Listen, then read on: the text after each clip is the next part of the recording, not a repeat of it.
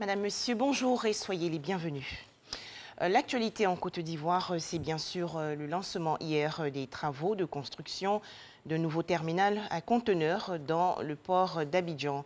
Le président de la République, Alassane Ouattara, a donc posé hier la première pierre de cette infrastructure. Ce nouveau terminal pourra accueillir à la fin des travaux, dans 18 mois, des navires mesurant 300 mètres et transportant jusqu'à 15 000 conteneurs. Autre actualité nationale, l'élection présidentielle du 31 octobre prochain. Ce scrutin doit impérativement se faire dans un climat apaisé. Et pour atteindre cet objectif, une mission conjointe CEDEAO, Union africaine et Nations unies séjourne actuellement à Abidjan. Les membres de cette délégation ont été reçus hier par le président de la République, Alassane Ouattara. À noter également que la mission conjointe CEDEAO, Union africaine et Nations unies qui séjourne actuellement dans le district d'Abidjan doit rencontrer aujourd'hui, mardi 6 octobre 2020, l'opposition ivoirienne. Un tout autre sujet à présent, le comité national de pilotage du mécanisme de suivi de la libre circulation des véhicules de transport inter-État en concertation aujourd'hui dans le district d'Abidjan. Objectif, évaluer l'application des textes de la communauté économique des États membres de l'Afrique de l'Ouest. Ces textes, faut-il le préciser, placent les populations ouest-africaines au cœur de la politique d'intégration régionale. Les explications de Lanciné Bakayoko.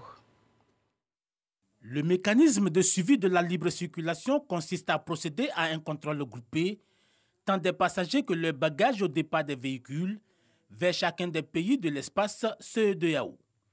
À l'issue de ce contrôle effectué par l'ensemble des forces de l'ordre, les soutes sont scellées et les documents remis aux transporteurs. Ce dispositif permet aux opérateurs de voyager sans entrave jusqu'au pays de destination. Les résultats sont encourageants. Côté Côte d'Ivoire, nous, on n'a plus de problème.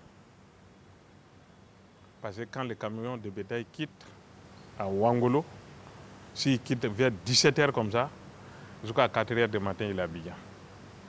Donc si la route, on ne les arrête pas beaucoup, et c'est de contrôle, si les chauffeurs ajoutent de tous ces pièces au niveau des cabines, et les agents donnent les pièces et puis la personne circule.